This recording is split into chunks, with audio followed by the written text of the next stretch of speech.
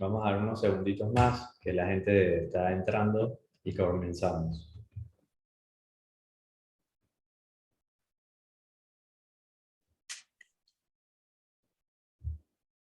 Bien, buenos días a todos y muchas gracias por acompañarnos el día de hoy en otro evento aquí en la Cámara de Comercio, Industrias y Agricultura de Panamá. Hoy tenemos el placer aquí en la camarita número 4 de Construcción e Inmobiliario de abordar la Ley 284 del 14 de febrero del 2022, o mejor conocida como la Ley de PH o de Propiedad Horizontal. Para entrar en este tema, contamos hoy con la presencia de la licenciada Lisbeth Hernández Altafulla. Ella es abogada con más de 30 años de experiencia y es de la firma Abogados Inmobiliarios PTY. Lisbeth es una experta en el tema de PH, así que tenemos el agrado de contar con su presencia hoy. Ella va a abordar la ley, nos va a comentar sobre los cambios importantes que esta ley trae, los diferentes roles, y posteriormente vamos a abrir el espacio a preguntas para que por favor todos nos manden sus preguntas por chat y Lisbeth la va a atender una vez termine la presentación. Así pues que sin más, nuevamente les agradezco su presencia el día de hoy y vamos con Lisbeth. Adelante Lisbeth y bienvenida. Gracias por acompañarnos hoy. Buenos días a todos los participantes y pues mi agradecimiento a la Camarita de Construcción Inmobiliaria por la invitación para compartir con ustedes este tema tan importante de la ley, de la nueva ley de propiedad horizontal que nos trae muy buenas cosas, que es una ley supremamente esperada por todos porque la anterior, la ley 31 de 2010, pues ya tenía 10 años de vigencia y adolecía de algunas cositas, ¿no? Entonces, recordemos que en Panamá no solamente cuando hablamos de propiedad horizontal, lo primero que se nos viene a la cabeza es edificios, apartamentos, pero eso no es así. La ley de propiedad horizontal es vasta, tiene arropado bajo sus parámetros no solamente los apartamentos, las unidades inmobiliarias, también tienen viviendas residenciales cerrados, los centros comerciales, oficinas, edificios de oficinas, estacionamientos, en fin, una serie de aspectos que abarca la ley de propiedad horizontal. Entonces, fue una lucha de algunos años tratando de buscar siempre mejorar esta ley para una mejor aplicación y defensa de los derechos, no solamente del propietario, porque recuerden también, y esto es importante, que la propiedad horizontal hay 4 componentes importantísimos, que comienza con el promotor, sigue con el propietario, viene la junta directiva, asamblea y administrador. Estos son los componentes básicos que tienen que ver con la propiedad horizontal. Entonces, sin más, voy a compartir pantalla para que vean la presentación y ahí vamos entonces desglosando puntos importantes que cambiaron, que fueron agregados y que cualquiera que sea el papel que los participantes aquí tengan dentro de la propiedad horizontal, les va a ser de mucho beneficio conocerlos.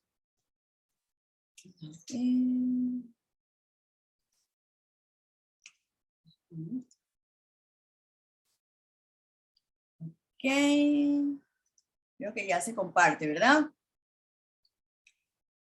Tenemos que, aquí lo que yo quisiera abordar con ustedes en primer término, es el rol del promotor y del propietario. Después vamos a ver con todo lo que tiene que ver la implementación de las obligaciones, los derechos, las consecuencias de la inobservancia de esas obligaciones, y el rol de la junta directiva y administrador. La aplicación de las cuotas de gastos comunes, los arreglos de pago y de multa, que todas estos pequeños temas han cambiado. Y para bien, diría yo, de todos los que vivimos en una propiedad horizontal. Miren, ¿qué sucedió con esta ley? Esta ley trajo dos capítulos, o por decirlo así, importantes, que es la ley, que es el promotor recogió todos los derechos, recogió todas las obligaciones que tiene el promotor, que tiene que cumplir. También recogió en un capítulo todo lo que tiene que ver con los propietarios. ¿Por qué esto es nuevo y esto es bueno? Porque la ley 31, la antigua ley 31, si bien es cierto, establecían algunos derechos, algunas obligaciones, pero esto todo estaba como diseminado a lo largo de toda la ley. No estaba estructurado en un solo capítulo y estableciendo como catálogos, como una lista de, bueno, esto es así, así, así, así. Entonces, me parece un punto importante el haber agregado en esta ley estos puntos. Y aquí me voy a remitir directamente a cosas que tienen mucha importancia y mucha relevancia, que es, mire, lo principal, tanto para un promotor o un propietario, y digo promotor porque el promotor a lo largo de la vida de una propiedad horizontal va cambiando de sombrero. Él comienza porque es el dueño del proyecto. Después, cuando eso se van vendiendo o se incorpora el régimen de propiedad horizontal, ya pasa a tener el sombrero de propietario inicial, y cuando vas agregando es un copropietario más. Entonces, su sombrero a lo largo de la vida de la propiedad horizontal va cambiando, ¿ok? ¿Y qué sucede? Que uno de los puntos más importantes en una propiedad horizontal es el pago de las cuotas de gastos comunes, porque realmente es el único vehículo que tiene este ente para poder sobrevivir, para poder pagar todas su mantenimiento, su seguridad, la conservación, la planilla de empleados, una serie de cosas. El único ingreso que tiene la propiedad horizontal es a través de las cuotas de gastos comunes. Entonces, era importante que se estableciera.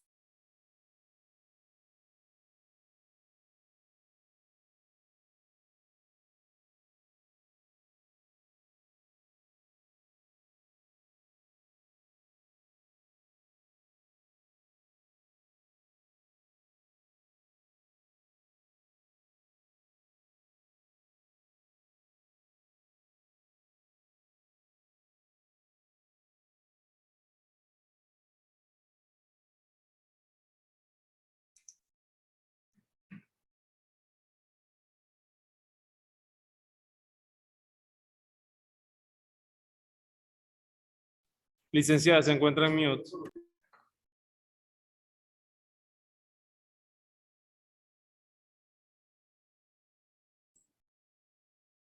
Todavía, Lisbeth, sigues en mute. Ya vemos la presentación, pero no te escuchamos. Ok, ¿ahora sí? Sí, ahora sí. Entonces, ¿qué trae esta nueva ley con respecto a las cuotas de gastos comunes y el promotor? Lo que establece el punto 4, elaborar en los proyectos por etapas o fases que han sido incorporados al régimen de propiedad horizontal un presupuesto que ya contemple esos gastos que van a llevar por cada fase y cómo los vas a sufragar, ¿no? Eso es importante, porque hasta ahora, anteriormente, bueno, cuando ya cada unidad era incorporada, pues en ese momento el promotor empezaba a pagar. Pero había algunas situaciones que quedaban por fuera. ¿Cuáles situaciones? Bueno, si ese proyecto era realizado, elaborado por fases, ¿qué pasaba con esas fases? ¿Qué pasaba con esas áreas que, bueno, yo las reservé, pero todavía no las voy a desarrollar, pero están dentro del proyecto? Entonces ya con esta ley le dicen, bueno, usted tiene que hacer una proyección y pagar por esas áreas en donde, aunque todavía están reservadas, pero todavía no están desarrolladas, necesitan también que se pague una cuota. Uno también de las obligaciones que tiene ahora es, y que está permitido, porque acuérdense que el promotor hace reservas. Y otra cosa importante que trajo esta nueva ley es definir qué son las reservas. Las reservas no son más que el derecho que tiene el promotor para desarrollar dentro de un proyecto futuras etapas, ¿verdad?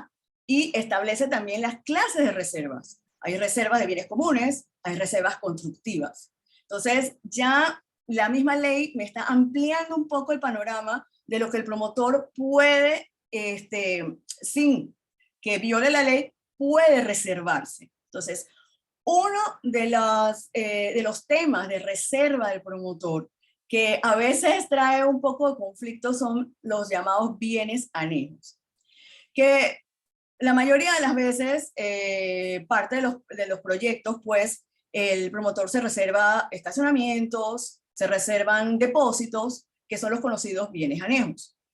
Ahora esta ley establece dos cosas importantes, que también el promotor va a tener que pagar una cuota parte de mantenimiento por esos bienes anejos que no hayan sido incorporados a una unidad inmobiliaria, porque anteriormente no sucedía eso. Y también se le establece la obligación, como establece el punto 7, de traspasar en buen estado la propiedad horizontal aquellas áreas o bienes que hayan sido objeto de reserva y que se hayan vencido ya los 10 años. Precisamente, una vez que han concluido los 10 años de reserva, que es el límite de tiempo que establece la ley para que el productor pueda realizar sus reservas, él tiene que traspasar aquellos depósitos o aquellos estacionamientos que no han sido anexados a una unidad inmobiliaria de esa misma propiedad horizontal. Porque recuerden también que está prohibido la venta de estos bienes anejos a personas que no sean propietarias de esas unidades dentro de esa propiedad horizontal. Seguimos.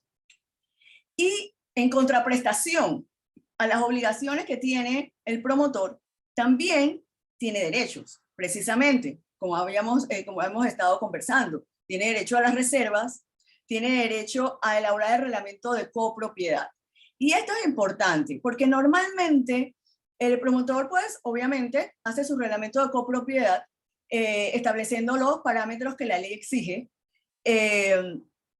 pero ahora, con esta nueva ley, inclusive se establece que ese reglamento de copropiedad, que yo lo llamo la columna vertebral de toda propiedad horizontal, porque establece todos los derechos y obligaciones, todas las funciones de cada uno de los componentes. Pero con esta nueva ley, como ha habido cambios, han dado cambios importantes, lo que nos abocamos, y la misma ley lo trae, es darnos un lapso de tiempo de un año para que todos esos reglamentos de copropiedad sean modificados y actualizados. Este artículo con esta disposición no es nuevo. También lo tenía la ley 31 del 2010, con respecto a la antigua ley de propiedad horizontal. Pero ¿qué sucedió? Que muy pocas propiedades horizontales se abocaron a hacer esos cambios al reglamento de copropiedad. Entonces, mantenían, y hoy en día ustedes lo pueden ver, hay edificios, hay propiedades horizontales que su reglamento de copropiedad data de 1980, de 1982. Entonces, ¿qué sucede cuando no lo has actualizado? Ni siquiera con la disposición que había en la ley del 2010. Conflictos con los propietarios. ¿Conflictos en qué sentido? Uno de los derechos del promotor, por ejemplo, es establecer la forma en cómo se va a regir la cuota de gastos comunes. Es decir, nuestra ley, por ejemplo, establece que debe ser por metros cuadrados, pero puede ser que la asamblea de propietarios decida que no se quiere fijar la cuota de metros cuadrados la cuota de gastos comunes por metro cuadrado, sino por coeficiente de participación. Pero esas son situaciones que deben estar en el reglamento de copropiedad. Entonces, nos encontramos con que, como nunca se cambió ese reglamento, y la nueva ley dice que ahora es por metraje, pero yo lo tenía por coeficiente, ¿a quién le hago caso? Entonces, vienen esos conflictos ¿qué sucede? Que nos tienen que llevar entonces a recurrir a una autoridad competente, cuando podemos obviar eso si actualizamos nuestros reglamentos. Y en estos casos vienen otros muchos temas. Y voy a traer a colación también con respecto a los temas que deben estar en el reglamento de copropiedad y que son importantes. Aunque parezca mentira, hay un tema que a mí me causa mucha curiosidad y es el tema de las mascotas. Las mascotas realmente es de vital importancia. Usted no tiene idea de la cantidad de consultas que a mí me llegan con el tema de las mascotas, porque hay propiedades horizontales en donde definitivamente no quieren mascotas o lo reducen a la mínima expresión. ¿Y qué dice la ley? La ley dice que el tema de las mascotas no tiene que estar arreglado en su esencia en un reglamento de uso, sino en el reglamento de copropiedad, que es el que va a establecer si la propiedad horizontal en la ley 31 permitía o no permitía. Ahora, ¿qué dice esta nueva ley? Vamos a ver, un momentito. Sí, se puede permitir, pero vamos a regirnos por lo que dice el Ministerio de Salud, que dice la ley, o las leyes complementarias. Pero todas estas cosas deben estar en el reglamento de copropiedad. Y en su momento, pues, como les dije, muchos de estos reglamentos son de vieja data y no se actualizan. Y ese es uno de los puntos importantes que hay que tener en cuenta. Seguimos entonces con lo que el promotor, el derecho del promotor. Uno de los derechos del promotor, ahora con esta ley, es designar un comité de transición. Y esto es importante también, ¿por qué? Porque la ley también nos ha establecido algo importante.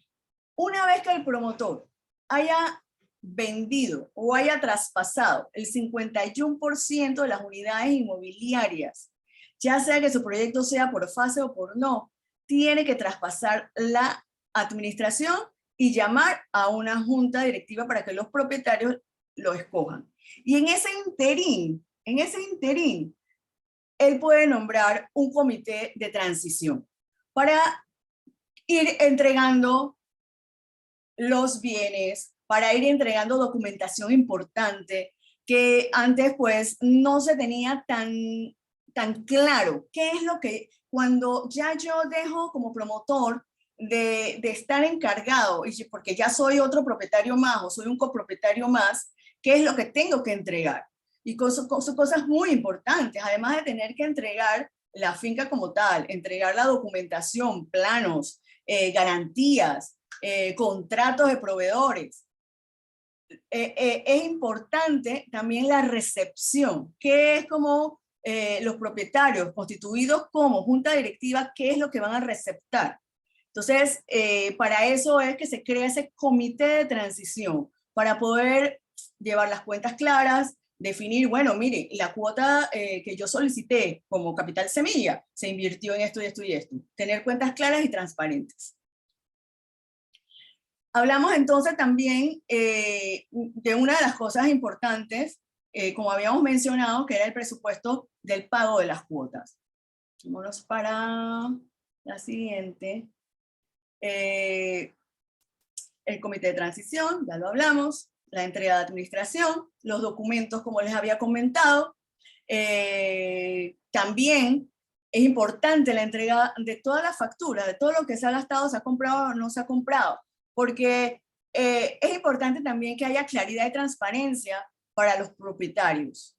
En muchas propiedades horizontales, cuando todavía el promotor está en la administración, dice, bueno, pero ¿cómo podemos nosotros saber en qué se está gastando la plata, en qué se invirtió el capital semilla?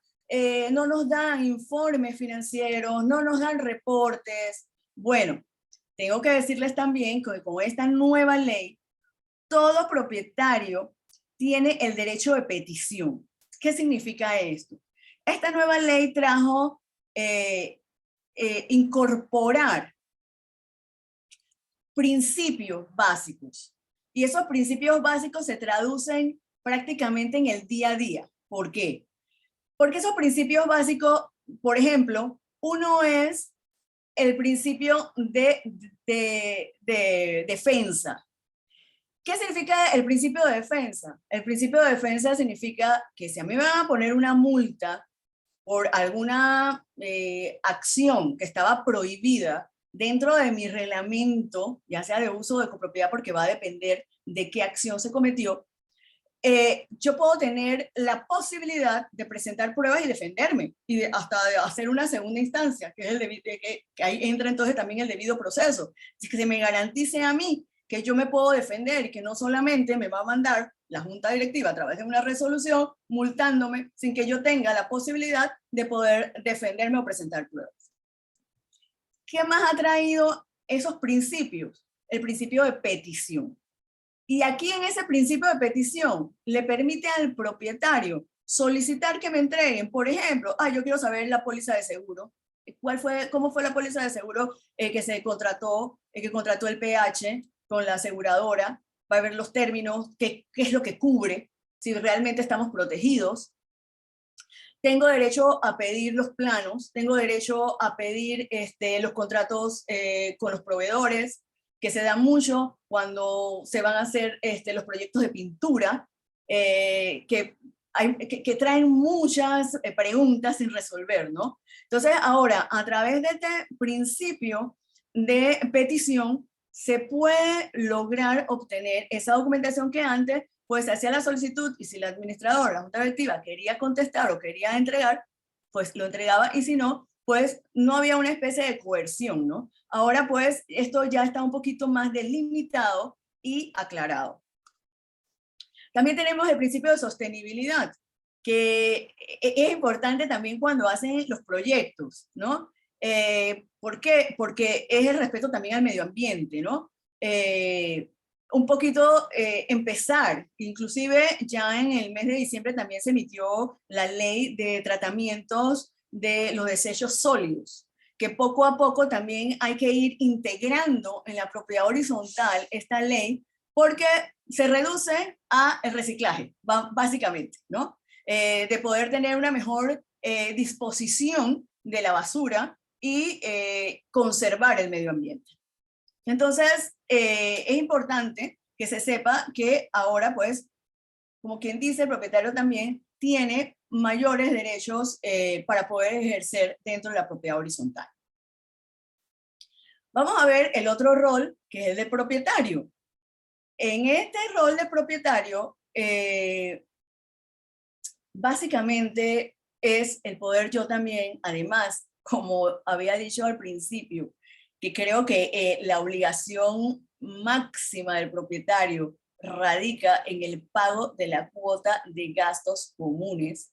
También es la obligación y el respeto de poder conservar y mantener en buen estado tanto la unidad inmobiliaria de forma privada como los bienes comunes.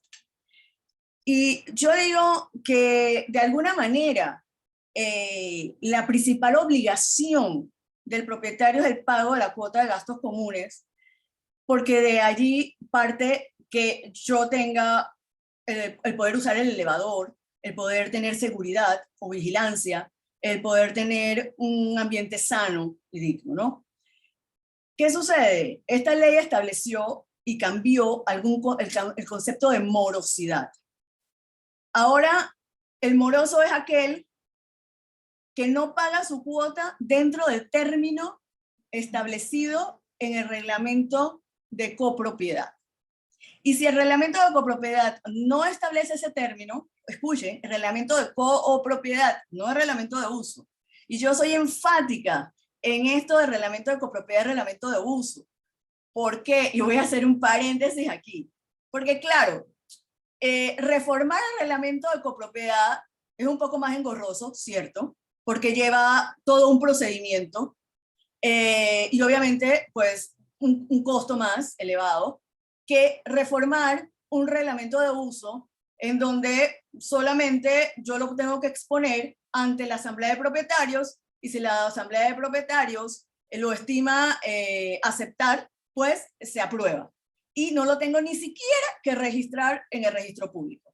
¿Me explico? Entonces, yo entiendo que por economía, entiendo que por tiempo, se quiera meter dentro del reglamento de uso todas las reformas, pero eso no es legal. Cada cosa debe estar dentro de su esquema.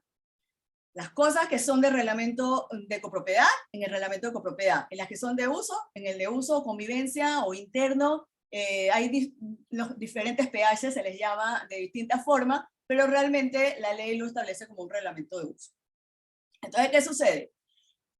Yo tengo como obligación primaria, como propietario, pagar mi cuota de gastos comunes dentro de la fecha estipulada. Y si la fecha no está estipulada en el reglamento de copropiedad, entonces se tomará como el día 1 último de cada mes. Es decir, que tengo hasta el 30, 31 de cada mes como mi fecha límite. Si yo a partir de ese día yo no pago, entonces ya yo me considero moroso. ¿Ok? Ya yo me considero moroso. Y esa calidad de moroso también me trae consecuencias. Por ejemplo, vamos a poner un ejemplo. Si hay un pH en donde su fecha límite es el día 10 de cada mes y yo no he pagado, ya yo soy moroso el día 11. Y a partir del día 11, la administración puede tomar la decisión de empezar a aplicarme las restricciones. Que ahora más adelante vamos a ver cuáles son esas restricciones, que son un poco incómodas, en verdad. Entonces, yo también digo, sé que venimos de una pandemia, que nos estamos recuperando poco a poco, pero señores, es importante que nos acerquemos a la administración. Yo creo que tiene que haber, entre la administración del copropietario y junta directiva, tiene que haber una buena relación, de poder exponer, mire, esta es mi situación, yo tal vez no podré pagar todo lo que se me ha establecido, pero voy a contribuir o hacer de alguna manera algún tipo de situaciones que me permitan a mí no desvincularme al 100% de mi obligación de pago. Y no quiero hablar aún todavía de lo que es los arreglos de pago. ¿Por qué? Porque los arreglos de pago, y lo tenía pues guardado para la junta directiva, pero bueno, voy a tocarlo aquí, me voy a adelantar un poquito. ¿Qué sucede?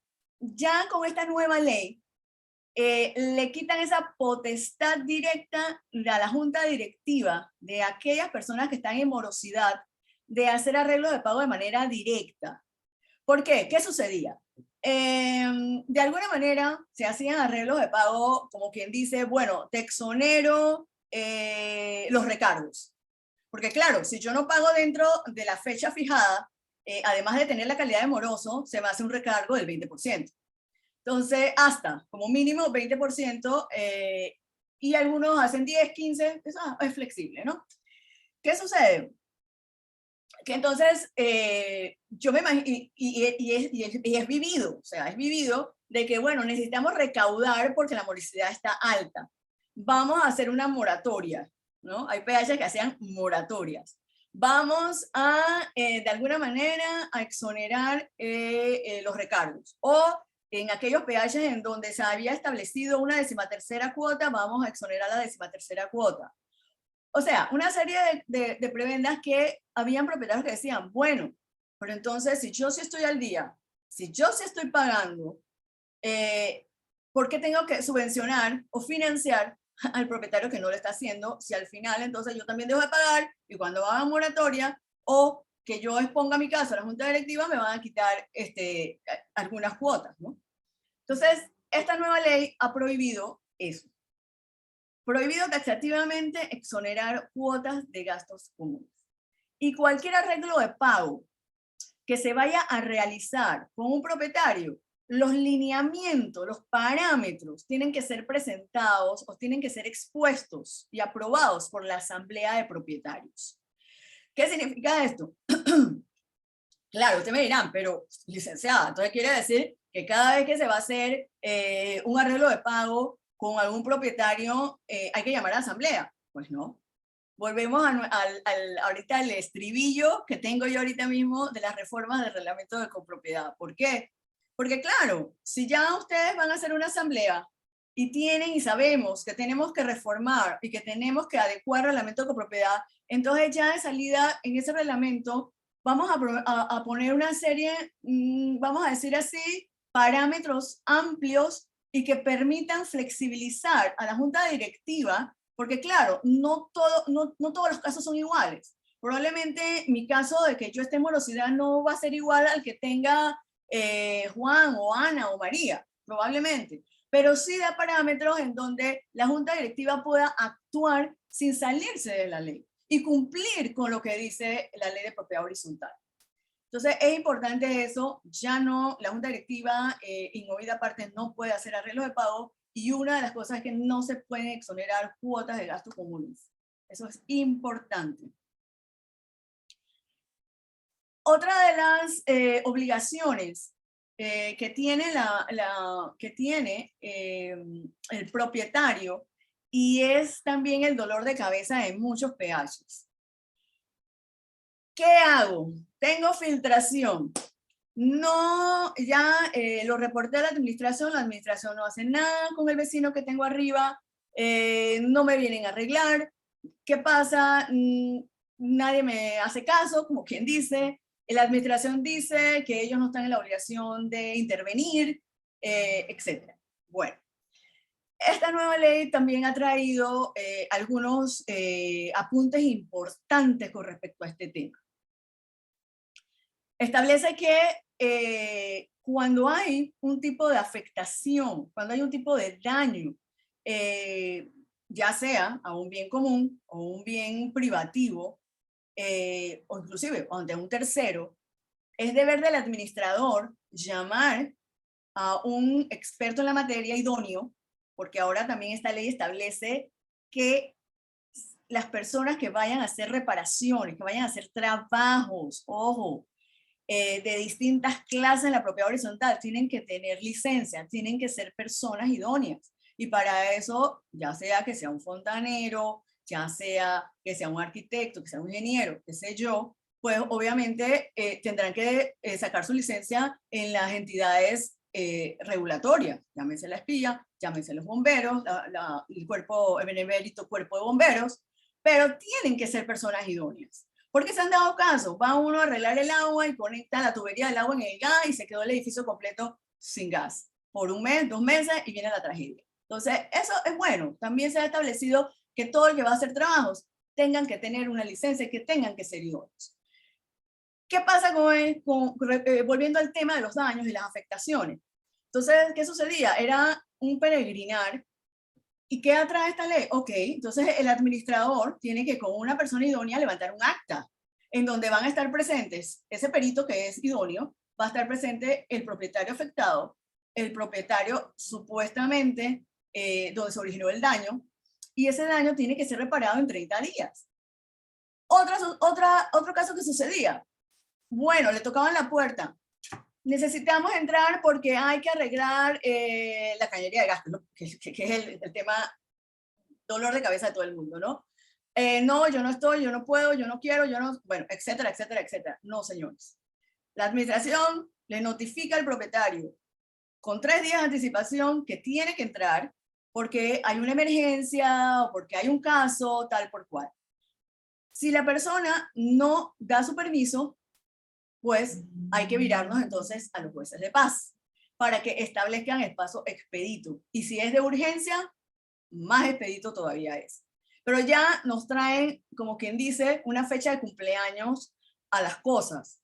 Porque antes no había manera de que, bueno, no, el propietario no quiere que se le entre, no quiere esto, etcétera, etcétera. Pero bueno, ya ahora sí tenemos ese vehículo de decir, bueno, en tantos días usted tiene que responder. Y si no responde, inclusive,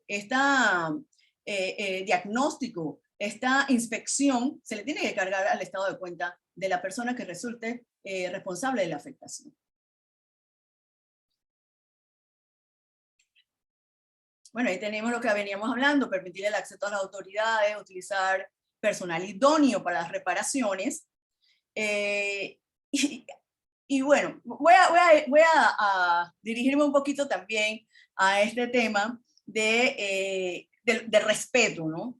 Porque se da mucho que entre propietarios con los administradores, faltan el respeto. Hay maneras de pedir las cosas y todos tienen derecho, todos. Por eso le dicen, no importa el sombrero que tengan en el momento, todos tienen derecho a ser escuchados, a tener respuesta pero hay maneras de hacer las cosas. Entonces, antes veíamos a nuestros amigos los administradores estar metidos en las casas de justicia de paz siempre, porque por conflictos con los mismos propietarios. Entonces, yo creo que esto trae un poquito también de orden con respecto a este tema.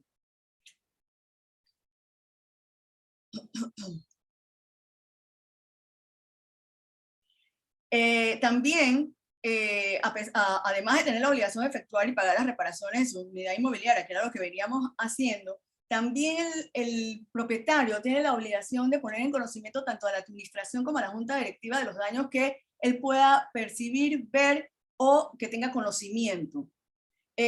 Miren, a veces nosotros en las propiedades horizontales solamente vemos las cosas que están externas, ¿no? Que si el vestíbulo, que si el parque, que si el jardín, pero en realidad la propiedad horizontal es mucho más que eso. El mantenimiento de una propiedad horizontal conlleva equipos costosos, los elevadores, que una inundación en una unidad inmobiliaria daña las tarjetas de los elevadores. Hay cosas que se pueden prevenir. Entonces, es importante también ejercer los roles adecuados y poner en conocimiento, aunque digamos, bueno, pero es que el administrador tiene que saberlo porque para eso es su función. No nos cuesta nada, no nos cuesta nada agarrar un email, un chat, porque casi todos los propietarios horizontales ya, la tecnología, la comunicación con la tecnología es al segundo. Entonces, es bueno también hacer una función de vigilante, ¿no? De fiscalizadores de algo que realmente también al final es nuestro propio patrimonio. Y bueno, así como hay obligaciones, pues también está la contraprestación de que el propietario también tiene derechos, ¿no? Como les dije, recibir información, presentar peticiones a la junta directiva, recibir copia de las actas, tanto de junta directiva como de las asambleas. Y voy a detenerme aquí un poquito con los derechos de poder recibir documentación. Miren. Una de las funciones de la junta directiva es recibir los informes de ingresos y egresos del administrador. Y dice, y esto también es nuevo, que mínimamente, semestralmente, esos reportes deben ser enviados a los propietarios. Belleza, porque hay muchas propiedades horizontales que mes a mes mandan el flujo de caja, mandan los ingresos, mandan el listado de morosidad y se mantienen en una administración totalmente transparente con los propietarios. Pero lamentablemente, y tengo que decirlo, que son los más, hay PHs en donde no te mandan nada, ni siquiera tu propio estado de cuenta. Ni siquiera para saber, oye, por si se te olvidó o no lo viste, se te multó, o se te olvidó pagar en el día y se te hizo un recargo del 20%, o sea, no, nadie recibe estado de cuenta, yo no sé, se supone que hay un presupuesto que anualmente debe ser aprobado y que los gastos mensuales deben ir acorde a ese presupuesto que fue aprobado. Pero como no me mandan el estado de ingresos y egresos mensuales, yo no sé si se está cumpliendo con ese presupuesto. Yo me tengo que enterar al año siguiente, cuando hacen una asamblea, si se cumplió o no se cumplió. Entonces, ya ahora con esta ley, una de las funciones es que ese ingreso y egreso mínimamente se tiene que mandar cada 6 meses. Pero realmente, señores, lo ideal es que la administración lo mande mensualmente. Bien, uno de los derechos, que es participar con voz, si es que estás al día, en las asambleas. Y este ha sido un tema un poco polémico, porque si ustedes como propietarios no participan de una asamblea de propietarios, ahora con esta nueva ley se hacen acreedores de una multa de mínimo el 20% o esta multa puede ser incrementada si así lo decide la asamblea de propietarios. En verdad es una propuesta que ya venía establecida en los reglamentos de algunas propiedades horizontales. Ya algunas propiedades habían adelantado a esto y habían puesto esta especie de multa. ¿Por qué? Porque es de todos sabidos que lograr la asistencia en la asamblea de propietarios y lograr el quórum, que antes era el 51% de todas las unidades inmobiliarias. Ahora por lo menos ya ese quórum bajó y es el 51% de aquellas personas que estén al día, ¿no? Que lo hace un poco más factible, ¿verdad? Entonces, ¿qué sucede? Que es polémico porque inclusive actualmente, pues el Colegio Nacional de Abogados ha demandado inconstitucional esta multa por la inasistencia, porque según el criterio, el derecho de asociación es un derecho, es una libertad, y aquí me están conminando, aquí me están obligando a participar en algo que yo no quiero. Yo ahí, pues, voy a emitir mi postura. Yo ahí no comparto el criterio del colegio, porque recordemos que nosotros estamos ahorita mismo, o sea, si nosotros somos propietarios y estamos en una propiedad horizontal es porque accedimos, fue nuestra voluntad el estar bajo un régimen de propiedad horizontal, y ese régimen es un régimen especial. Y al decir que es un régimen especial, tiene sus regulaciones. Entonces, y hay que colaborar con esas regulaciones. Entonces, para mí, esta multa por la inasistencia es una más de mis obligaciones que yo tengo que cumplir, y al no cumplirlas, pues tengo mis consecuencias. Y es importante también que sepan que, señores, si ustedes no pueden asistir, tan fácil es que concedan un proxy. Un proxy, inclusive ahora usted puede establecer, como la convocatoria tiene que establecer los puntos que se van a tratar, usted en ese proceso puede decir, mira, mi voto a este tema es sí o no, o me abstengo. En cuanto a la elección de tal cosa, ya yo puedo manifestar mi voluntad dentro del proceso y decirle, bueno, esto es lo que yo quiero, porque se cumple con la convocatoria. Tenemos también que uno de los derechos es recibir el paz y salvo en un término no mayor de 3 días. Este era otro de cabeza, porque a veces se solicitaban los paz y salvos y no se emitían en el término. Entonces viene la polémica: ¿quién firma el paz y salvo? No, que no lo firmo, no, que tengo que esperar al contador, no, es que yo no sé si en verdad está al día o no está al día. Señores, son 3 días. En 3 días usted me tiene que dar mi paz y salvo, si en verdad pues estoy al día. Recibir las copias y actas de las asambleas y de junta directiva. Este es otro tema importante. ¿Por qué? Porque no todos los temas, señores, ustedes podemos ir a una asamblea de propietarios y lo primero que dice, pero ¿dónde dice eso? Porque yo entré al registro y en el registro no está esa escritura donde diga que se decidió, por ejemplo, un aumento de la cuota de gastos comunes, o se decidió una 13ª cuota, o se decidió una cuota extraordinaria. Señores, estos 3 temas, por ejemplo, que les acabo de decir, no son temas registrables, inscribibles. Entonces, si no son temas inscribibles, no van a estar en una escritura pública en el registro público. Entonces, pero sí, como propietario, yo tengo derecho a recibir por parte de la administración el acta refrendada por el secretario, inclusive, que da fe, que es una fiel copia, de que efectivamente en la asamblea de la fecha tal se decidió esto, esto, esto y esto. Y ese es mi aval si más adelante yo quiero impugnar esa acta, si quiero impugnar esa reunión de asamblea. Y recuerden que ahora con esta nueva ley también, que es importante, todos los actos realizados tanto por la junta directiva, por el administrador o las decisiones tomadas en asamblea, tienen una prescripción de 3 meses.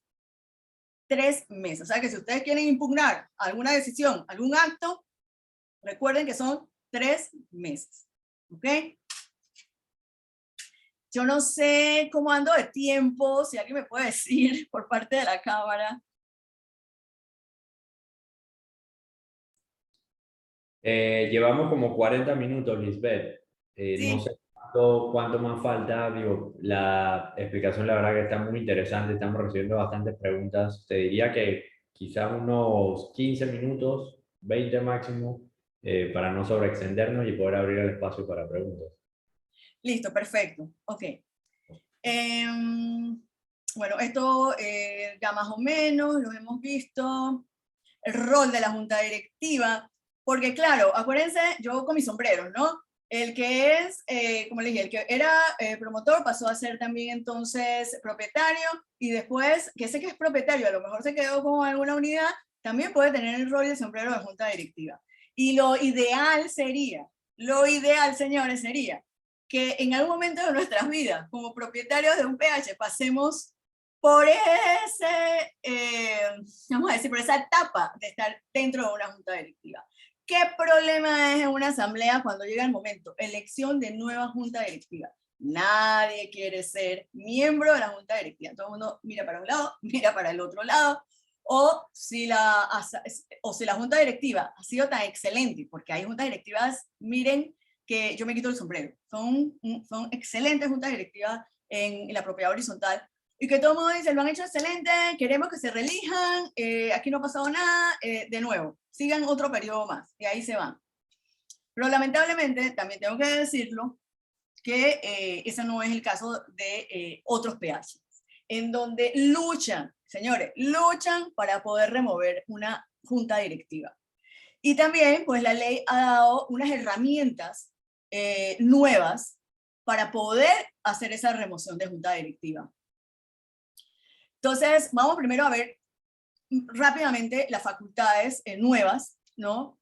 La Junta Directiva va a tener también, por ejemplo, la facultad de hacer un desembolso extraordinario.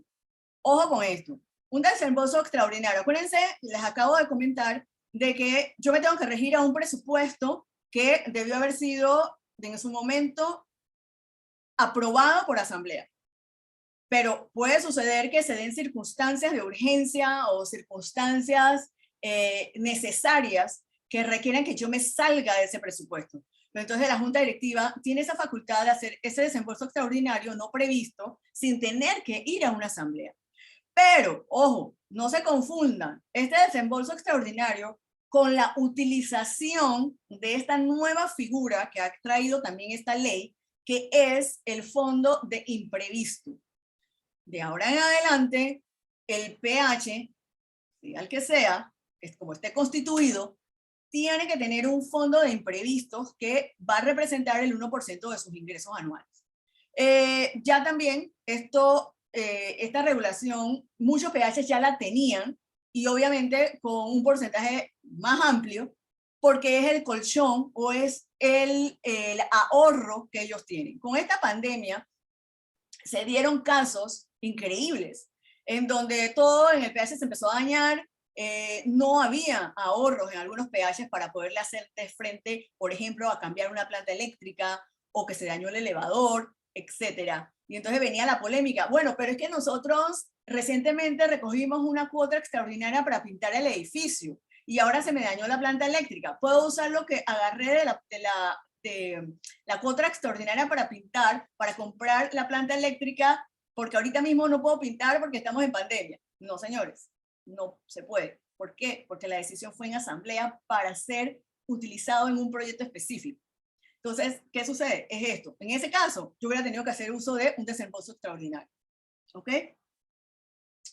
Con el fondo de imprevistos, que la ley regula, ok, de ahora en adelante, los PH tienen que tener un fondo de imprevistos que represente mínimamente el 1% de los ingresos anuales, pero esos fondos deben estar en una cuenta aparte en donde se ingresan en las cuotas de gastos comunes normales. Bueno, este fondo de imprevisto debe estar aparte y solamente se podrá utilizar cuando la asamblea de propietarios así lo establezca. Es decir, que por decisión de la asamblea, ok, del fondo de imprevisto vamos a sacar, por ejemplo, este dinero para ser utilizado para tal cosa.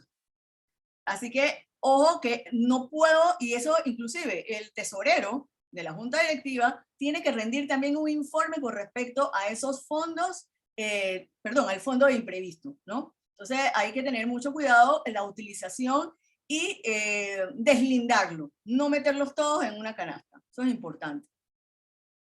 Como les había dicho anteriormente, la Junta Directiva no está autorizada para exonerar cuotas de gastos comunes. Esto incluye los recargos, multas y cuotas extraordinarias. Inclusive las multas, como les dije, que va a decir, bueno, pero es que me pusieron una multa, ¿por qué no me quitas la multa? Que eso es lo que no me está permitiendo estar paz y salvo, o perdón, no me está permitiendo estar al día. Bueno, señores, ya ustedes lo ven aquí, no podemos exonerar multas. Yo lo que puedo adelantar es que es en la flexibilización más bien en cómo se puedan pagar cuando uno está moroso, ¿no? Y se habla de la contratación de profesionales. La Junta Directiva, yo pienso que es bueno, tanto la Junta Directiva como la administración, esté rodeado de profesionales especialistas en la materia, ya sean el contador público, un ingeniero, un arquitecto, que tenga buenos fontaneros, que tengan abogados. ¿Por qué? Porque hay veces que en una mala decisión o tan solo en contestar mal una carta puede traer consecuencias negativas a la propiedad horizontal. Entonces, es bueno, y aquí abre la puerta, la ley abre la puerta, para que la Junta Directiva se rodee de asesores.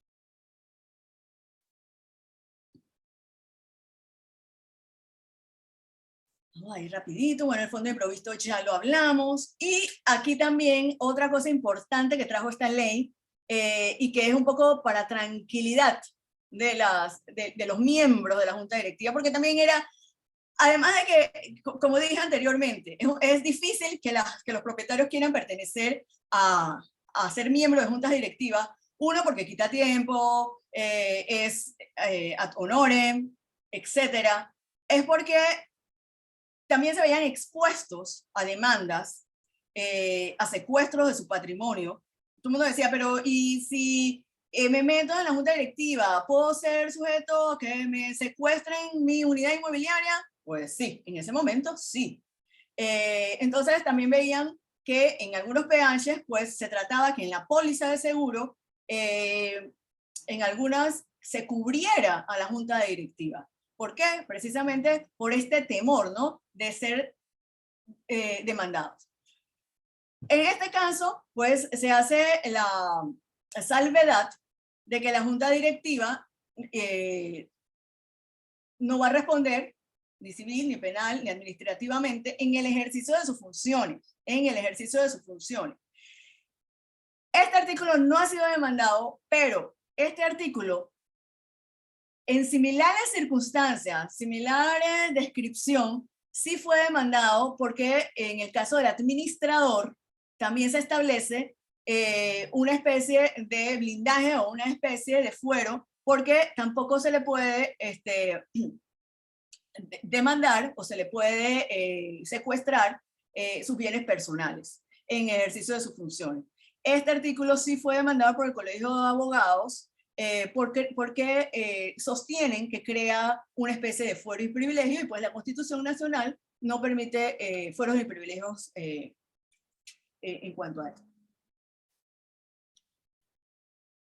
Bueno, las funciones del presidente, funciones del secretario, prácticamente lo que ha traído nuevo es que tienen que expedir los pagisalvos en 3 días y extender certificaciones. Y como les hablé anteriormente, el tesorero tiene que rendir cuentas sobre el fondo de imprevisto y presentar los balances mensuales, ¿no?, de ese fondo. Rol de administrador, yo creo que con esto termino, que son básicamente 2 cosas importantes con el administrador. Uno, que ahora tiene que tener un perfil, ¿no? Tiene que tener un perfil de gerencial, tiene que saber un poco de todo. Yo creo que ahí se le fue un poquito la mano, porque prácticamente nada más que le faltó decir que tenía que ser sacerdote y médico. Pero de todo lo demás tiene que tener conocimiento. Pero yo en realidad siento que el administrador tiene que hacer gala de las habilidades blandas. Tiene que tener ese desarrollo, ¿no? Porque el administrador, el manejo, muchas cosas se resuelven solamente con un buen manejo. Y además de tener un buen perfil, que seas administrador licenciado, o que seas abogado, o que seas contador público, creo que las habilidades blandas es lo que más se necesita para ser administrador. Si bien es cierto que es atribución de la junta directiva nombrar al administrador, y ojo que el administrador tiene que estar registrado también. Muchos PH no registran a sus administradores y eso puede ser sancionado. Los administradores, antes pues los nombraba la junta directiva, los sigue nombrando la junta directiva, pero también los removía la junta directiva únicamente. Bueno, ahora se ha traído este nuevo elemento, que me parece también muy atinado, que en caso de considerarlo, a través de una asamblea de propietarios, se puede ordenar la remoción del administrador con un porcentaje favorable del 51% de la totalidad de las unidades inmobiliarias. Así que eso me parece también importante por la rendición más de todo de cuentas y que se lleve una mejor administración, mantenimiento y conservación del PH. Perfil, ya hablamos del perfil.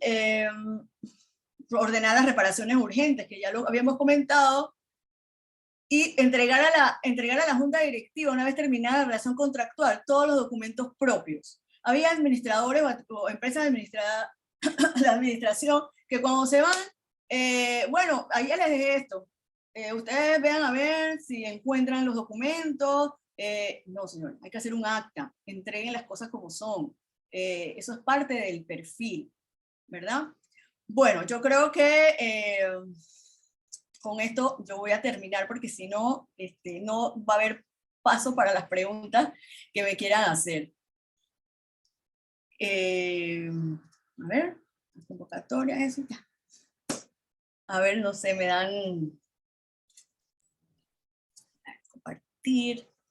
Listo, Lisbeth. Yo creo que eso va a ser como una hora más de presentación, la verdad que... Ay, sí, pero bueno, es que el tema hay para todo. Es muy extensa y hay mucho interés y al final es una ley que nos afecta a todos, ¿no? Porque todos somos propietarios, inquilinos, de una u otra manera todos tenemos que ver con esta ley. Tenemos un montón de preguntas. Antes de entrar en las preguntas, te quería dar espacio, comentaste que, bueno, esta ley aplica, uno siempre se imagina edificios residenciales, pero ¿qué cosas puedes mencionar, por ejemplo, en centros comerciales o algún otro tipo de PH distinto a lo que se enfocó en la presentación? Si hay algún elemento en particular que quieras señalar sobre esos casos o realmente aplica la mayoría de los conceptos similares a lo que ya explicamos. Sí, como yo mencioné, siempre se nos viene a la mente, mi apartamento, mi unidad inmobiliaria, un edificio. No, además de eso están las urbanizaciones cerradas, están las plazas de estacionamiento, están también bodegas, centros comerciales, edificios de oficina, hasta, aunque no lo crean, las cajitas, los nichos, cementerios, esas cositas también entran en propiedad horizontal. Entonces, las parcelaciones, los lotes, ya, hay un sinnúmero de situaciones que pueden entrar como un régimen. Después que cumplan una serie de requisitos, puede entrar al régimen de propiedad horizontal. Okay. Y por lo menos en el caso del centro comercial, los roles se manejan igual. Exacto, es correcto. Bueno, tenemos bastantes preguntas. Preguntan, ¿estas nuevas disposiciones son retroactivas o solo aplican para los proyectos o adquisiciones compradas después de la ley? No, no es retroactiva y no es retroactiva y eso es algo importante porque esta ley no es una ley de carácter, no tiene el carácter de derecho público. Entonces no la puedo aplicar retroactivamente. Es a partir de su promulgación. Okay. Otra pregunta, preguntan si ya la ley fue regulada o reglamentada.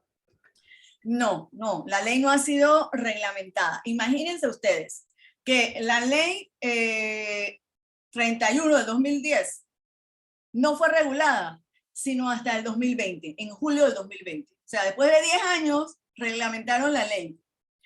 Se dice, y se ha escuchado por ahí, que en el mes de diciembre probablemente podamos tener la regulación. Ojalá que así sea. Okay. Otra consulta. ¿Los polígonos de reserva son sujetos a pago de cuota de mantenimiento? De ser así, ¿cómo se tasa la cuota? Bueno, sí, sí tiene que pagar cuota de mantenimiento, hay que hacer una proyección porque hay muchos elementos que tienen que tomar en cuenta, ¿no? Las calles, los accesos, en fin, pero sí tienen que pagar, ¿no? El tema de Pero cómo todo es se, proyectado, sí, eso se vería más en la reglamentación, posiblemente. claro, exacto. Pero los elementos que tienen que tomar en cuenta para poder liquidar, ¿no? Que realmente es lo que se quiere saber. Ok. Aquí nos preguntan, es decir, que si no puedo asistir a la asamblea de propietarios me generará una multa, lo hacen de manera obligatoria. Si no es posible, se puede asignar a alguien. Es correcto. Si tú no puedes asistir, lo más recomendable es que emitas un poder o una autorización que se me había olvidado y gracias por la pregunta. Esta ley lo hace tan amplio y sencillo que no requiere que ese poder pase por notaría, no tiene ninguna formalidad, solamente basta con que el poder sea presentado y tienes un lapso de tiempo, el poder lo puedes presentar con 24 horas de antelación o hasta que se verifique el quórum en la asamblea. Entonces, creo que se ha flexibilizado bastante, no requiere formalidad, solamente entrégalo, lo puedes inclusive mandar digitalmente, no tiene que ser entregado necesariamente personalmente, para que evites la multa. Porque si no participas o no estás representado, inmediatamente te puedes ser merecedor de una multa. Ok, o sea, pero al final la persona que no puede ir con el proxy ya se quita la multa. Lo Sí, importante claro, es darle algún poder a otra persona para que nos represente. es correcto. Ok. ¿Cuál sería el monto máximo que puede aplicar una junta directiva por morosidad? Creo que dijiste 20, ¿cierto? Hasta 20. Hasta el 20, ajá, hasta el 20%, hasta el 20%. Y eso en cuanto a la morosidad. Pero aprovecho para decirles también que las multas por las violaciones a el establecimiento que se tenga en los reglamentos de uso y convivencia van, ojo, de 50 a $500, ¿no? Y puede ser progresivo. Ojo con otra cosa también. Cuando se han dado violaciones a esta ley por parte de alguno de los subcomponentes y se entabla algún tipo de acción ante el MIBIOT, porque el MIBIOT se ha adscrito una serie de competencia administrativa para ver algunos temas. Las multas que establece el MIBIOT fueron elevadas con esta ley. Ahora las multas van de $500 a $5,000. Así que ojo con poder cumplir a cabalidad con la ley. Nos preguntan, ¿la multa sería sobre la morosidad pendiente o sobre el monto total de la obligación original? O sea, más que si son como recurrentes, ¿no? A medida que tenemos un saldo, si debemos $1,000 y nos aplican un porcentaje de morosidad, el próximo mes aplican nuevamente sobre eso o es una sola vez que se aplica el recargo sobre No, la... es mensual. Es mensual porque es una obligación recurrente, como tú lo has dicho. Entonces, yo le voy a aplicar la multa o el recargo, más bien. Yo le voy a aplicar el recargo, es a la mensualidad que me has dejado de pagar. O sea, que si tú me dejaste de pagar en abril, te hago el recargo. Me dejas pagar en mayo, te hago el recargo. O sea, que si debemos $1,000 y el recargo son 10%, el próximo mes 1,100, después 1,110, o sea, de 1,200, Bien, así, va subiendo. va subiendo. Ok. Así es. Y en un arreglo de pago sí se podría suspender esa retro, o sea, si ya hay un arreglo de pago establecido que no se va a cancelar todo el saldo de una vez, sí se puede suspender ese compounding. Claro, en ese caso, por eso le digo, esos son los parámetros que tienen que quedar establecidos y aceptados por la Asamblea. Acuérdense que la Asamblea de Propietarios es el máximo organismo. Ellos pueden decidir, acomodar cosas en beneficio, porque acuérdense que eso tampoco es perseguir al propietario, porque propietarios somos todos, vivimos en comunidad y la idea es que haya un entendimiento de ambas partes, ¿verdad? Pero eso lo tiene que decidir la Asamblea. Pero a tu pregunta, sí, claro, si yo hago un acuerdo de pago, mínimamente lo que yo espero es que, bueno, pues paremos ahí, yo me voy a poner al día, pero no me sigas presentando recargos. Pero igual, repito, tiene que ser aceptado por la Asamblea de Propietarios. Ok, o sea, básicamente no se exoneran los recargos ya acumulados, pero se dejan de acumular nuevos en una posición. Así es. Okay. Aquí preguntan sobre lo que mencionaste de que en caso de que un propietario esté afectando a otro con daños, la administración tiene que llamar a un idóneo. ¿Cómo se maneja? La administración llama al idóneo, la administración lo paga y después que le carga la cuenta al responsable del daño, ¿cómo maneja eso? Exactamente. Una vez por eso le digo, se levanta un acta, después que el idóneo rinde su informe, la nueva ley establece que se tiene que levantar un acta con la presencia o asistencia, ¿no?, de los involucrados. ¿Quiénes son los involucrados? El afectado, el supuesto responsable, la administración y el perito. Se levanta un acta y se establecen las afectaciones, las reparaciones y el costo. Pero ese acto de ese informe, alguien lo tiene que pagar y no va a ser el PH si el PH no es el responsable porque no ocurrió en bienes comunes. Porque si la afectación viene de bienes comunes, pues le va a tocar al PH correr con ese gasto. Si no, entonces se le carga a la persona que ha resultado responsable. Ok. Y sobre lo que mencionabas de que se deben hacer los trabajos con personas idóneas, ¿qué potestad tiene la administración? O sea, ¿cómo se controla eso? Si un propietario dice, yo llamo a mi plomero, yo llamo a mi eléctrico, yo llamo al otro, o sea, hay que presentar los documentos de las personas que van a hacer los trabajos, ellos tienen potestad de decir, no, usted no puede entrar a hacer este tipo de trabajo porque usted no tiene licencia. ¿Cómo se manejaría eso? Para asegurarnos realmente de que los trabajos sí los hagan idóneos. Ok. Definitivamente que yo también tengo derecho de llamar, por ejemplo, a mi plomero de confianza, a pesar de que la administración en muchos casos tiene como un listado de proveedores.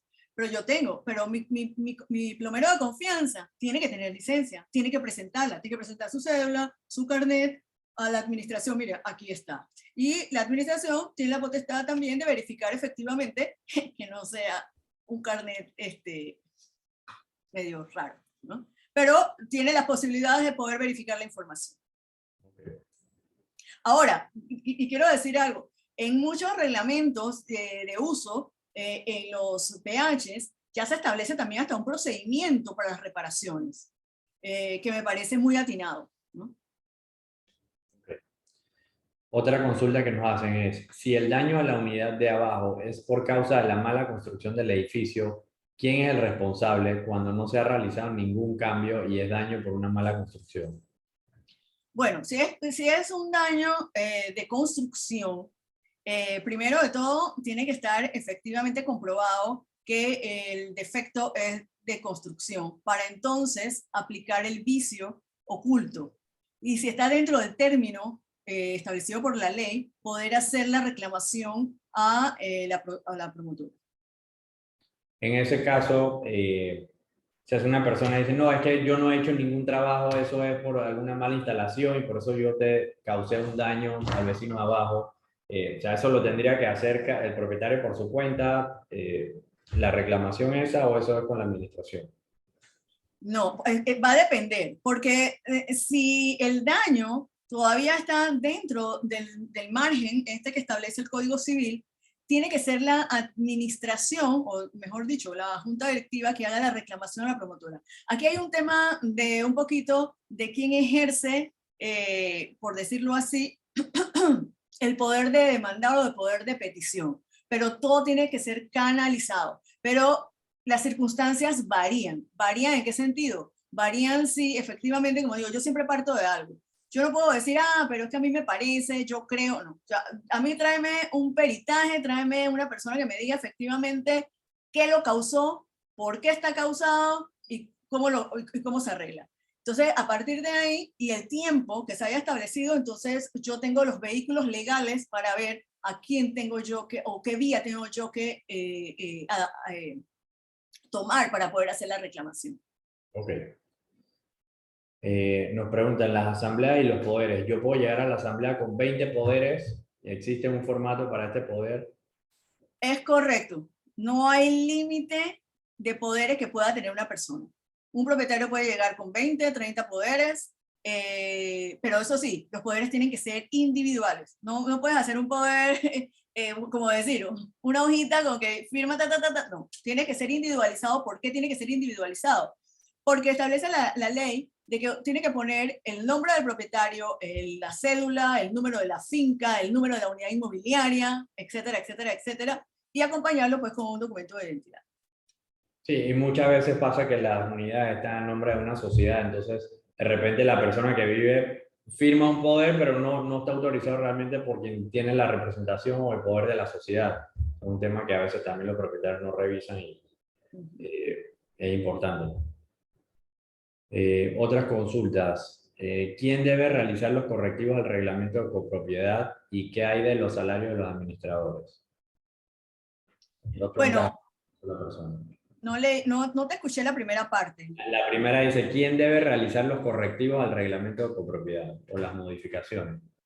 Ok, las modificaciones, pues en teoría todo esto, como es un procedimiento que al final tiene que abocarse ante el MIBIOT, y esto es ante abogado, lo correcto es que las modificaciones sean trabajadas con la Junta Directiva, Administrador y un abogado, ¿verdad?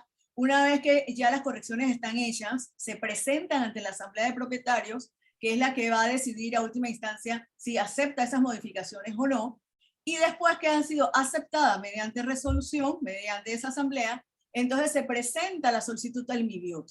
Es un procedimiento, por eso les explicaba que en muchos casos yo entiendo que por lo engorroso del trámite prefieren no hacerlo, pero eso trae consecuencias negativas. Preferible es tener paciencia, hacerlo como debe ser para que tengan en perfecto estado su reglamento.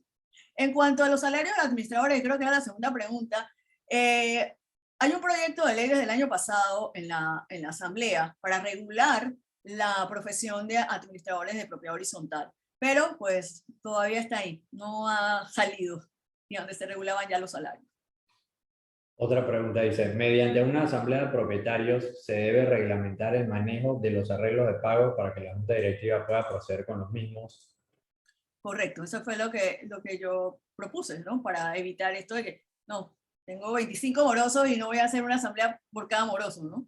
Sí, se ponen los parámetros para que la junta directiva pueda entonces moverse dentro de ellos. Correcto. Buenos días, los polígonos de reserva son sujetos a pago de cuota de mantenimiento a pesar de no estar incorporados dentro de la declaración de mejora del pH. Y esto, bueno, ya hicimos esta pregunta. ¿Cuáles son las leyes que debo conocer sobre la vida en una propiedad horizontal? Las vías, La vida, dice, no me queda muy clara la pregunta. tampoco. ¿Quién aprueba el presupuesto anual de los gastos? La asamblea de propietarios. Okay. Cuando se envía la convocatoria a la asamblea, es obligación de enviar una serie de documentos.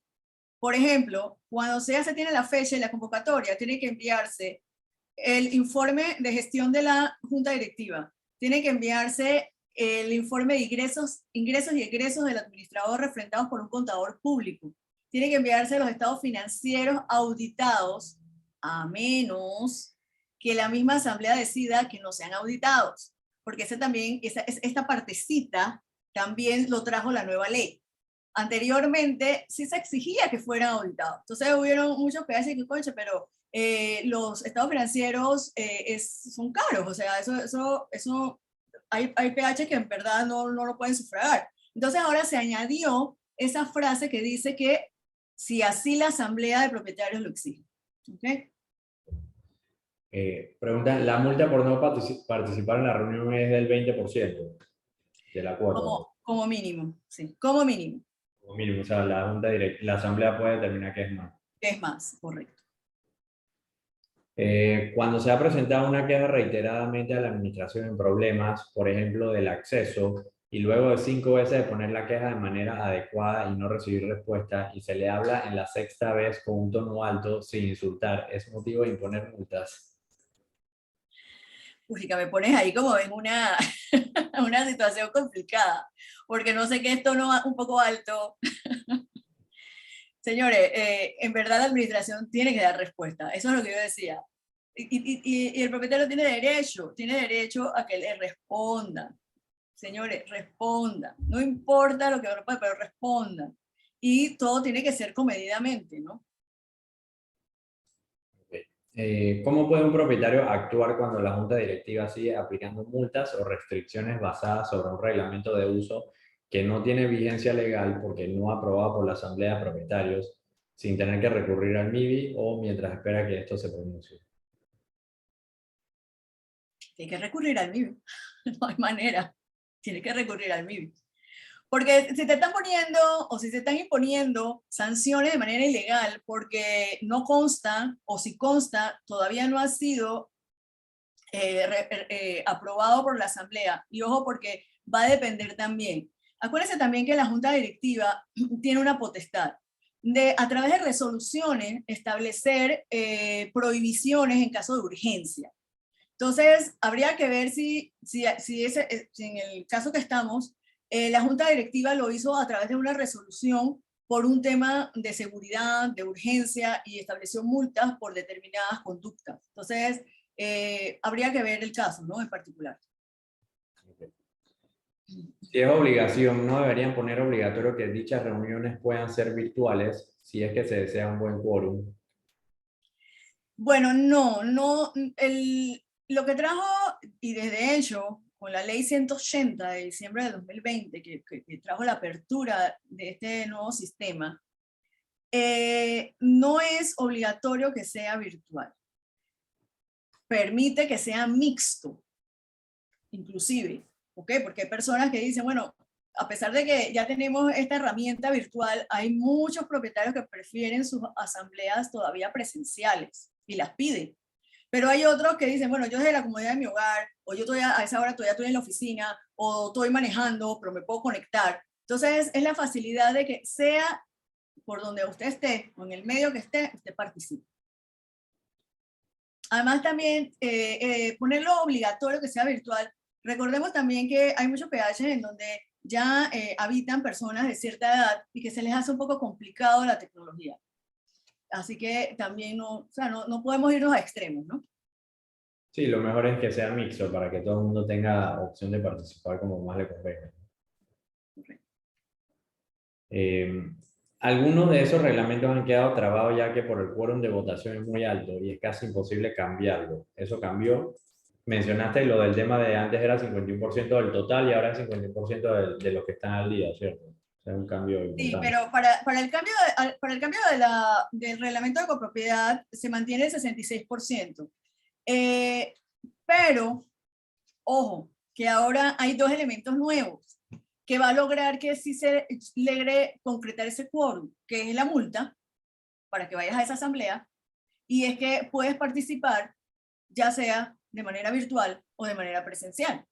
Entonces, yo pienso que todos estos elementos nuevos permiten poder concluir, contener el quórum adecuado. ¿Y ese 66 es sobre los que están al día o sobre el total de los propietarios, incluyendo los que no estén al día? Los que están al día, los que están al día. Las unidades inmobiliarias que están al día. Hola, ¿las impugnaciones ante qué autoridad serían presentadas?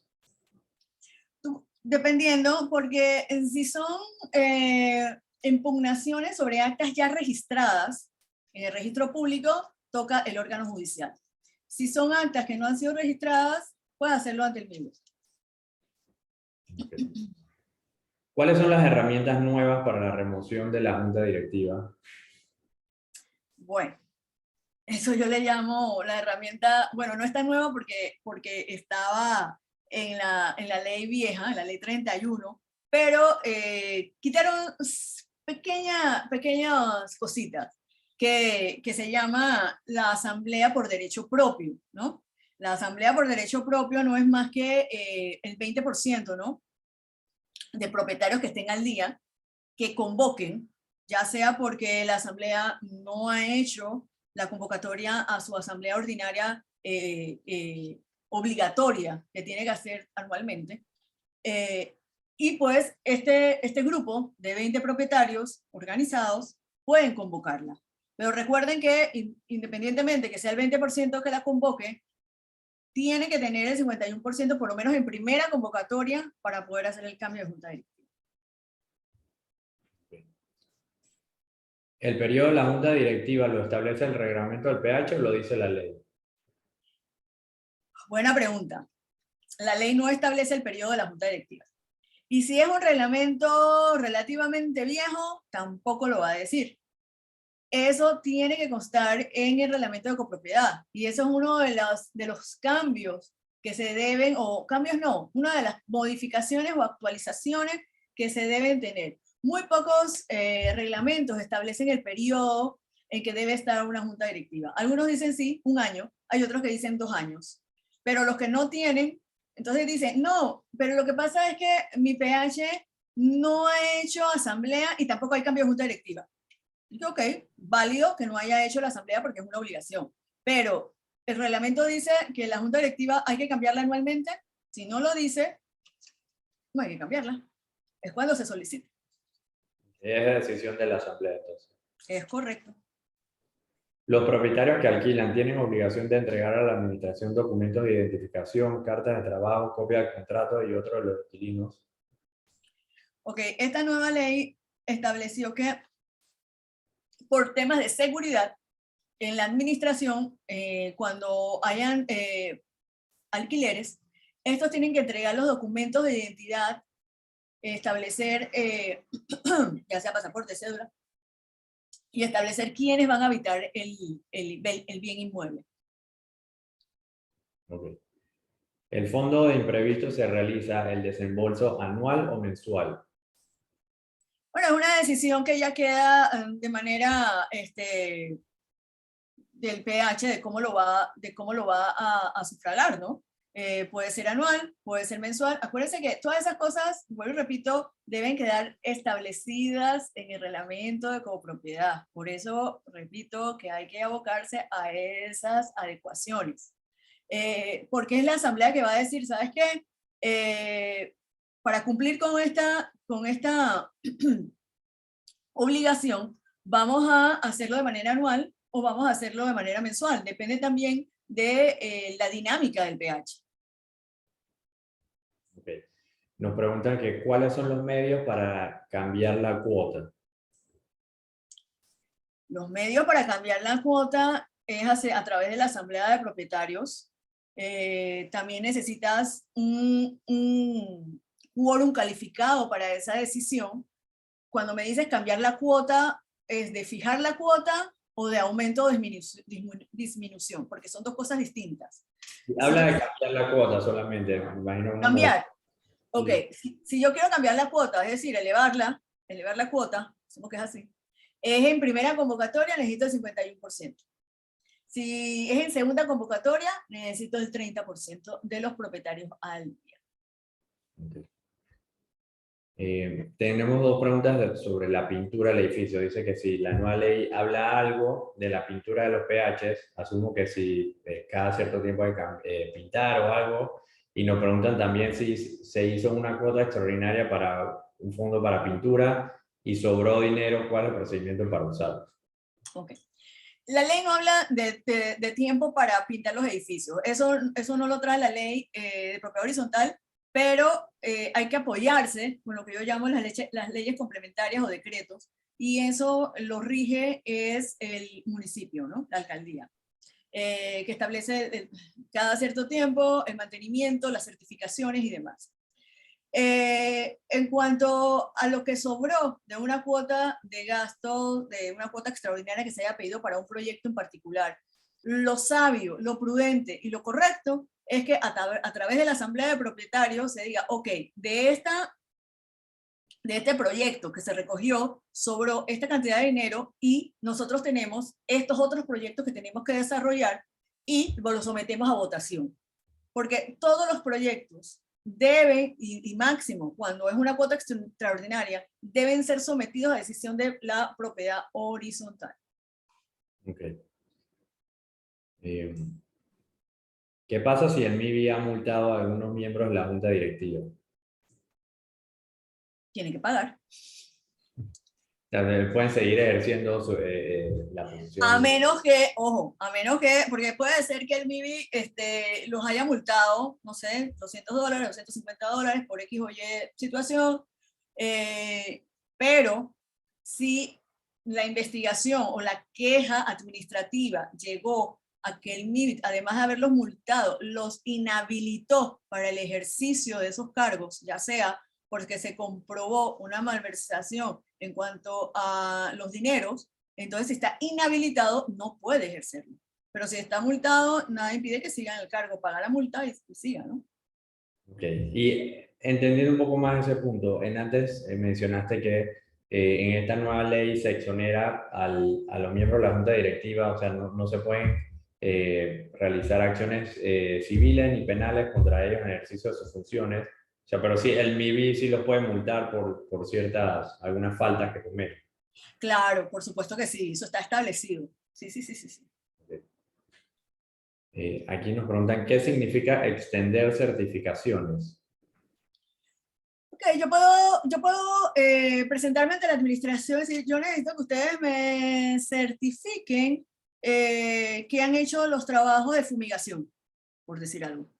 Yo necesito que me certifiquen si se le está dando el mantenimiento adecuado a las bombas de agua. No sé, que me certifiquen el acta de junta directiva de la fecha tal. Yo puedo pedir certificaciones, ya sea porque yo quiera entablar alguna acción contra el PH, contra la junta directiva, contra la administración. Okay. Buen día, las asambleas pueden ser por medios virtuales, pero la firma de convocatorias, ¿cómo se recabaría? La firma de convocatoria.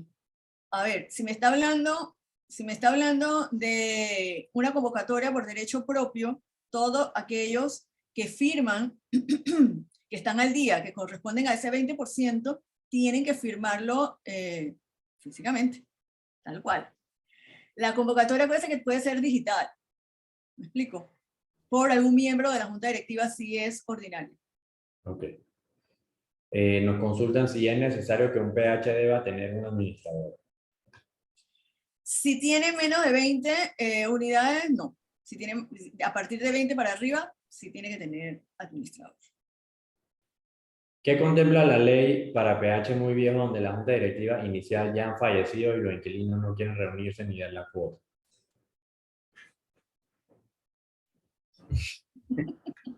Casos y casos. Sí, este es un caso difícil. O sea que no hay junta directiva. ¿Quién administra? ¿Qué hacen ahí? Caso de estudio. Ese.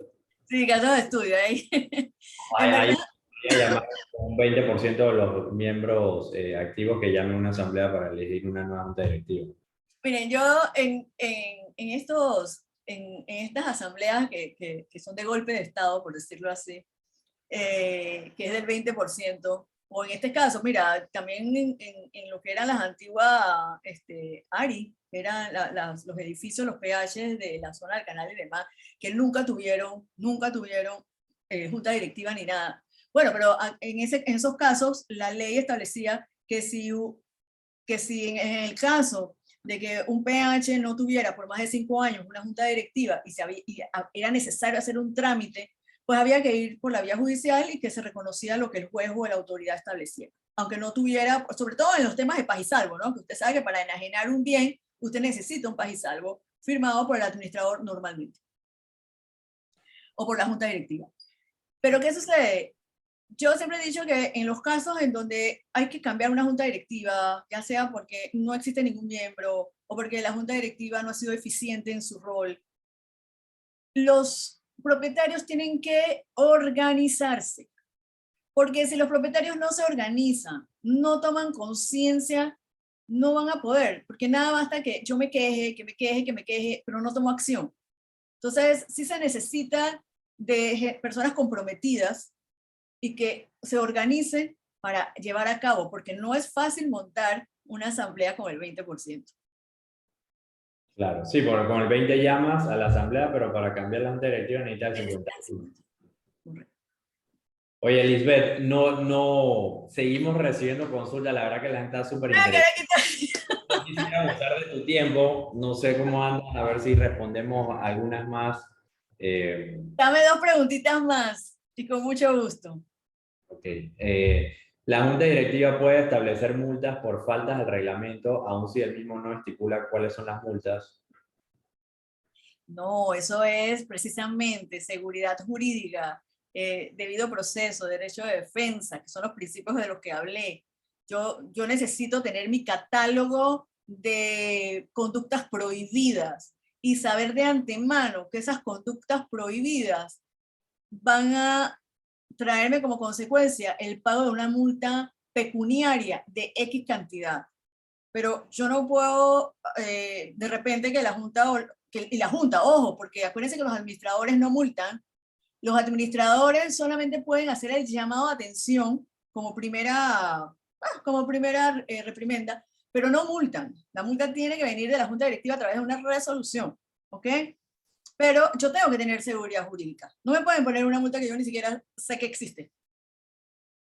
Ok, importante. Y bueno, la última consulta. Si la Junta Directiva toma una acción contra un copropietario, ¿puede la Junta Directiva ser demandada?